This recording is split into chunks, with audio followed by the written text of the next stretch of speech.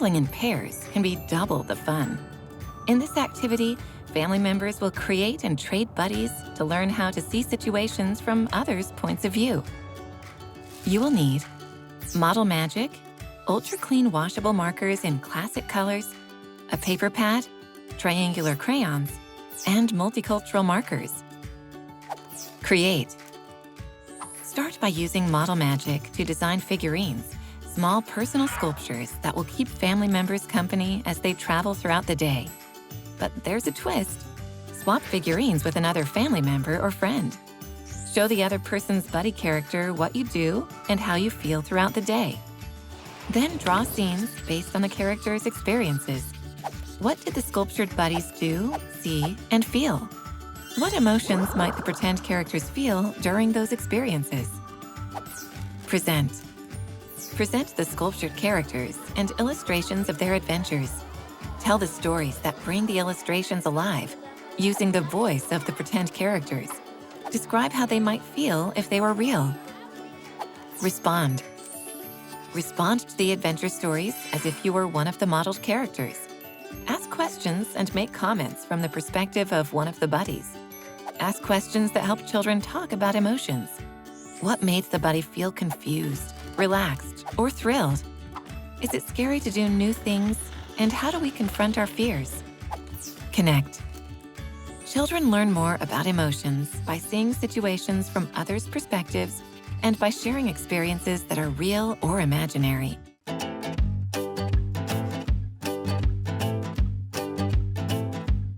Our bodies need a variety of foods to help us grow and develop. Fruits and vegetables are colorful, delicious, and important for a balanced diet. They provide the necessary nutrients and vitamins that keep our bodies healthy and energized. You can see them at grocery stores, farmers markets, and grow them in your backyard. The month of June is celebrated as National Fresh Fruit and Vegetable Month. What are some of your favorite fruits and vegetables? For this activity, you will illustrate a colorful fresh fruit and vegetable. You will need paper, markers, paintbrush, water, and colored pencil. First, decide which fruit or vegetable you would like to draw. I am drawing an apple and broccoli. Lightly sketch with a pencil. Next, outline parts of the fruit or vegetable with marker. Ready for a creativity tip? Dip your paintbrush in the water and brush along the edge of the marker. Notice the color from the marker begins to spread because of the water. Continue this process. When dry, use markers to add texture and details.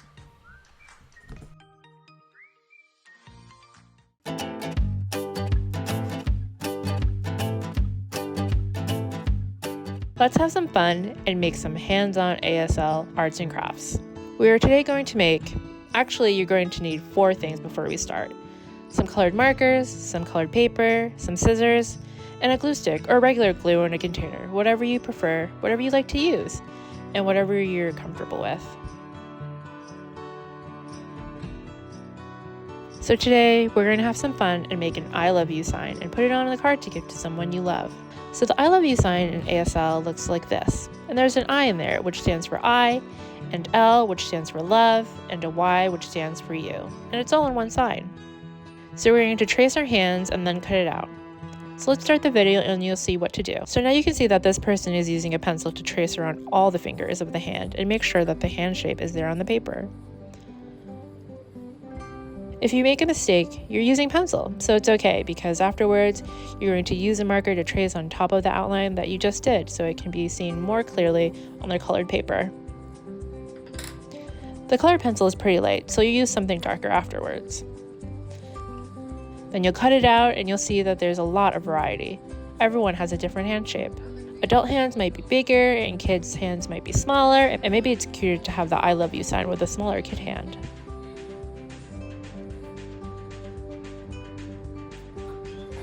Cut out the shape of the hand, and then you'll see that you'll use some other paper and glue the shape onto the other paper. And you'll see how it goes from there.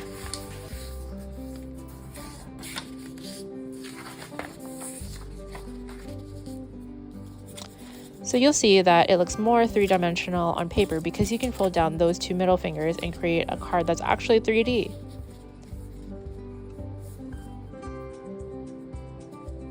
So just the same as your actual hands.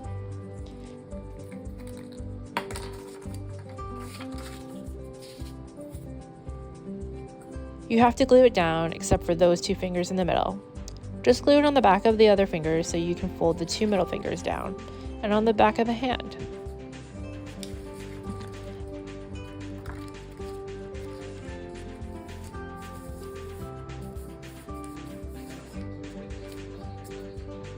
And you can see that the person in the video is putting a little bit of glue on the tips of those two fingers so they can be folded over and glued to the palm.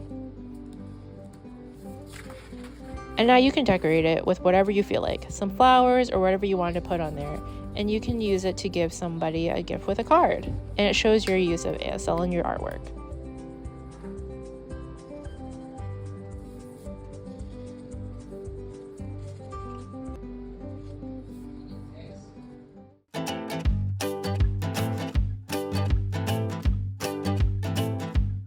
The International Day of Peace is observed each year on September 21st. Artists have a tradition of promoting peace and diplomacy through symbols, murals, and art installations. Millions of students around the globe fill their school lawns with pinwheels to promote and advocate for peace. For this activity, you will create a peaceful pinwheel. First, sketch symbols, images, and words that represent peace. Color with marker when finished. Ready for a creativity tip? Flatten and hole punch the straw and put to the side. Grab your paper and draw a line to opposite corners. Measure 3 inches from each corner and place a dot on the line. Cut along each line and stop at each dot. Hole punch every other corner and fold to the center. Place the brad through the holes on the paper and the straw.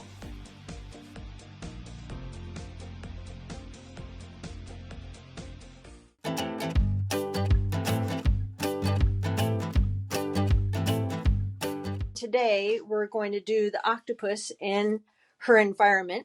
Here's the octopus swimming, and you can kind of see her shape is an oval head. And actually I have an octopus doll here. Oval head, and then there's the legs. Her legs come out. So we're going to put her in an environment, and in this environment there's all kinds of shapes I made for myself as sort of a guide to the basic shapes that we're going to be looking at. We have the octopus shape, the spiral moon shell. Here's an angelfish that's kind of like an arrowhead shape. Your traditional little fish shape, some sea sponges, and then these are the sea whips. The great thing about the coral reef is that there's so many colors, and as doing this book that's nonfiction, I had to do a lot of research about the colors, but you just go wild and do whatever color you want. And we're going to go back and forth. Sometimes I like to make a big figure 8. We're not being careful, and we're going to make this nice watery environment. And these marks help to give you the feeling of the ocean current, that cool blue-green color. And I think I'm going to add a little bit of white to mine. So you can go along with 2 or 3 different colors. You don't want to make it solid so much as you just want to have some of that green or blue construction paper color coming in. Let's look at that shape again. It's sort of an oval. And so I'm going to add her here in the middle. And this, again, is a woodless colored pencil. Here's the oval shape. Actually, I'm going to switch over to a crayon. This is a special kind of crayon that was made to go over construction paper. And it's a little bit brighter and sturdier. When the octopus is swimming, you really can't see. Of course, she has 8 legs, but you can't see them all at once. So we're just going to show 4. And then we're going to give her an eye here. And so you can make her whatever color you like. And often she's many different colors at the same time. I was amazed when I was doing the research for this book how many colors there were in the coral reef.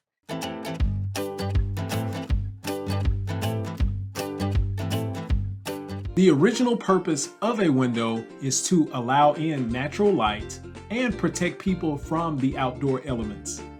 Stained glass windows consist of small pieces of colored glass that's arranged and fused together to form pictures or patterns. Ancient Egyptian and Roman artisans manufactured stained glass windows to beautify buildings and tell stories. This decorative art form continues even today. For this activity, you will create a faux stained glass window. You will need a black crayon, markers, and wax paper. First, decide what you will draw for your stained glass window. I will be drawing a sunrise, but you can decide to draw a pattern or scene. Remember, a stained glass window consists of small pieces that make a pattern or picture.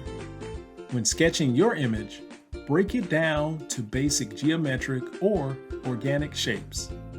Next, color in your design using marker. When finished, outline your design and add highlights. How will you share your stained glass window with family and friends?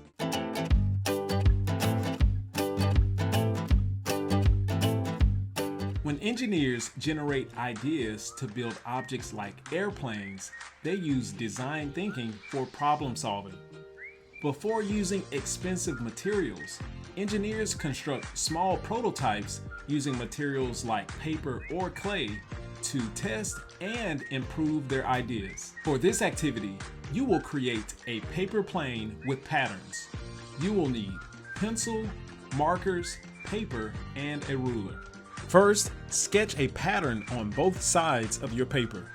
I'm creating stripes that parallel the long and short side of the paper. Color in with marker when finished. Next, think about the type of paper plane you want to create. I'm creating a dart plane for distance and speed. Fold your paper in half. Unfold and fold the top corners to the center line. Fold the top left and right corners to the center line. Fold the airplane in half. Bend each wing down to meet the bottom edge of the paper. Test how far and fast your plane will go.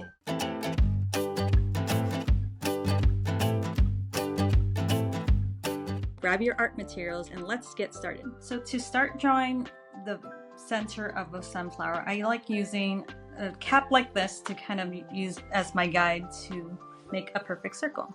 So what I'm gonna do is I'm gonna trace along just so I can get the center of the sunflower. So that should give me a perfect circle. Then the next thing I do is I like thinking of it as almost like a clock. So this could be 12 o'clock, 3 o'clock, 6 o'clock, and 9 o'clock. These are going to be indicators as to where I'm going to start the petals. So I'll draw a few of these, and this is usually how I do it. I do wide strokes and create these almond shapes to make them look like petals. I fill them in with this brush pen, and I'll go all the way around until I have lots and lots of petals. It's nice to get big giant strokes, and you can make them any size you need them to be. They don't have to be perfect because you can always fill in as you go. So you're gonna get a full bloom that looks like this. I'm gonna grab a very dark brown. I have this one, and then I'm gonna focus on doing the center of the sunflower. So this doesn't have to be perfect, and I just start filling it in. You can make it as wide as you need it to be or as small. It's up to you. So once it's filled in, it feels like a pretty good sized circle. I'll get a green crayon. Luckily I have this one, which is a bold and bright green crayon, and I'll just do little circles all around. they're almost like polka dots. You kind of let them bounce around in this space over here. Okay, there we go. Next, I'll take this lighter brown and I'm going to basically, I'm gonna outline each one of these. I'll do a few at a time and then I'll fill them all in. Because afterwards, what I'm going to do is I'm gonna color around these green little circles. And so now what I'm gonna do is go in with my marker and start filling in these shapes. And at the same time, that original yellow circle, I'm gonna be tracing over it so that we know where that circle is at. So just using a big stroke. And if it's a little bit uneven, that's okay. And that should complete the outer side of the sunflower. That is very similar to the flower that is in Frida Kahlo's flower crown. And then if I wanted to do the stem, what I'll do is I'll make a line straight down this way, then put a leaf sticking out, and I make an interesting stroke like that. Now if I want a leaf coming forward, I kind of think of it as a little triangle. And if I want it bigger, I can just add to it. That's the nice thing about these markers. And there you go. That's how you make a sunflower.